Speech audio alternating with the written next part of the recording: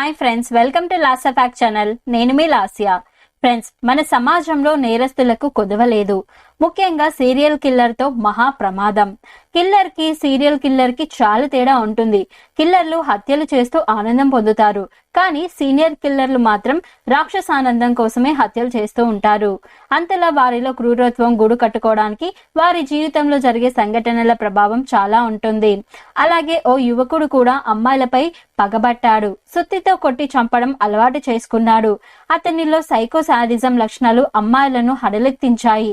మరి అతను ఎందుకు అలా చేస్తున్నాడు, ఎందుకు అలా అమ్మాయిలను చంపుతున్నారు అని డీటెయిల్స్ ఈ రోజు వీడియోలో తెలియజేస్తాను.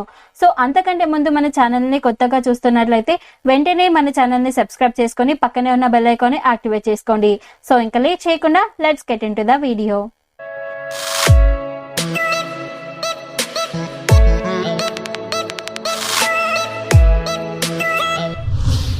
అతని అసలు పేరు యూసఫ్ రహీం అలియాస్ లెవి బెల్ఫీల్డ్. ఈ పేరుతోనే అతను చాలా ఫేమస్ అయ్యాడు. బస్ స్టాప్ కిల్లర్, సుత్తి మనిషి అనే పేర్లు కూడా ఇతనికి ఉన్నాయి. ఇంగ్లాండ్ లండన్ లోని ఐసిల్వర్త్ లో 1968 మే 17న పుట్టాడు. అక్కడే చదువుకున్నాడు కూడా. కానీ సీరియల్ కిల్లర్, సెక్స్ అఫెండర్ అయ్యాడు. సమాజానికి ప్రమాదకరమైన వ్యక్తిగా ముద్ర వేయించుకొని ఇప్పుడు 53 ఏళ్ల వయసులో జైల్లో చిప్పకుడు తింటున్నాడు. బెల్ఫీల్డ్ కి 10 ఏళ్ల వయసప్పుడు తండ్రి లుకేమియాతో చనిపోయాడు. ఇద్దరు సోదరులు, ఇద్దరు సోదరిమణులతో south west London council estate లో ఉంటూ బాగానే చదువుకున్నాడు. కానీ తండ్రి లేకపోవడంతో విచ్చలవిడితనం అలవాటైంది. తల్లి మాట అస్సలు వినేవాడు కాదు. తన తోటి వారు చిన్న చిన్న నేరాలు చేస్తూ తప్పించుకుంటూ ఉంటే తాను కూడా అలా చేస్తే తప్పేముంది అని అనుకున్నాడు.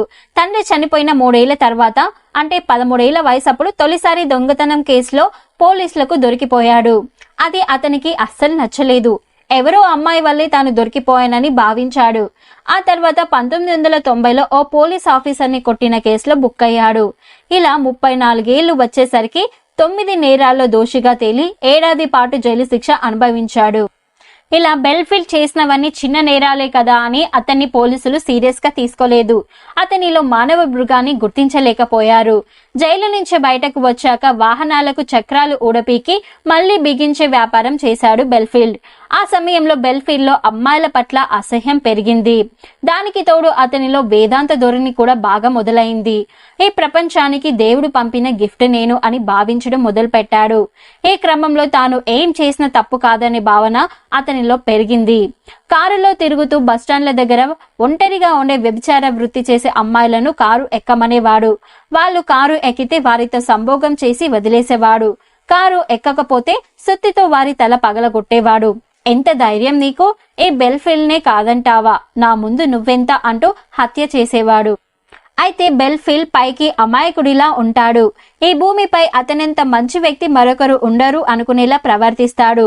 తాను ఫ్రెండ్షిప్ చేయడానికి వీలుగా ఉండేవారి కోసం వీధుల్లో తిరిగేవాడు. సెక్స్ వర్కర్లకు స్నేహం వల్ల వేసేవాడు. అందులో చిక్కితే చాలు సరదా జోకులు వేస్తూ బెస్ట్ ఫ్రెండ్ అవుతాడు. కానీ మనసులో రాక్షసానందం ఉంటుంది. దాని తీవ్రత చాలా ఎక్కువగా ఉండేది.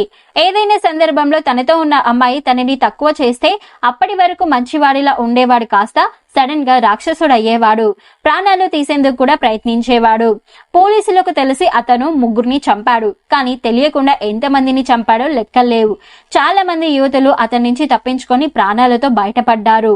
అలా చనిపోయిన వారిలో మార్షా వయసు 19 ఏళ్లు కాగా అమీలీ వయసు 22 ఏళ్లు, అమండా డాలర్ వయసు 13 ఏళ్లు మాత్రమే. 22 ఏళ్ల అమేలీనే ఓ బస్టాండ్ దగ్గరలో ఎవరో హత్య చేయడంతో పోలీసులు సీసీటీవీ ఫుటేజ్ చెక్ చేశారు.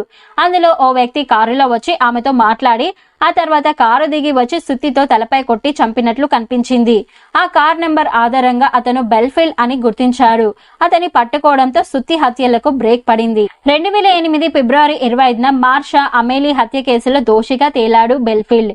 జీవిత ఖైదు పడడంతో 2011లో అమెండా డాలర్ హత్య కేసు కూడా అతని చేశాడని తేలింది. దీంతో ఈ 2 కేసులో కూడా జీవిత ఖైదు పడింది. అలాగే కేట్ షీట్ అనే మరో మహిళపై హత్యాయత్నం కేసులో కూడా దోషిగా తేలాడు. దీంతో ఇతనికి వరుసగా జీవిత ఖైదు పడడంతో ఇతన్ని ఎట్టి పరిస్థితుల్లో రిలీజ్ చేయవద్దని, పెరోల్ పై కూడా వదలవద్దని జడ్జి భావించాడు. ఫలితంగా 2 జీవిత ఖైదులు పడిన ఏకైక బ్రిటన్ సీరియల్ కిల్లర్ గా చరిత్రకెక్కాడు. అయితే జైలు జీవితానికి ముందు 4 మహిళలను పెళ్లి చేసుకుని 5 మహిళలతో 11 మంది పిల్లలకు తండ్రి అయిన బెల్ఫీల్డ్ అమ్మాయిలను ఆట బొమ్మల్లో చూసేవాడని అతని లైఫ్ స్టైల్ చూస్తే అర్థమవుతుంది. ఇలాంటి వారు మన సమాజంలో కూడా చాలా మంది ఉంటారు. వీరి పట్ల మనం జాగ్రత్తగా ఉండకపోతే మన ప్రాణాలకే ప్రమాదమని హెచ్చరిస్తుంది ఈ కథ. సో ఫ్రెండ్స్, చూసారు కదా ఈరోజు వీడియో. ఈ వీడియో నచ్చితే లైక్ చేసి షేర్ చేయండి. అలాగే ఈ వీడియో మీద మీ అభిప్రాయాన్ని కామెంట్ రూపంలో నాకు తెలియజేయండి. నేను తప్పకుండా రీప్లై ఇస్తాను. అలాగే ఈ ఛానల్ని సబ్స్క్రైబ్ చేసుకోకపోతే ఛానల్ని సబ్స్క్రైబ్ చేసుకొని నాకు సపోర్ట్ చేయండి. Thank you.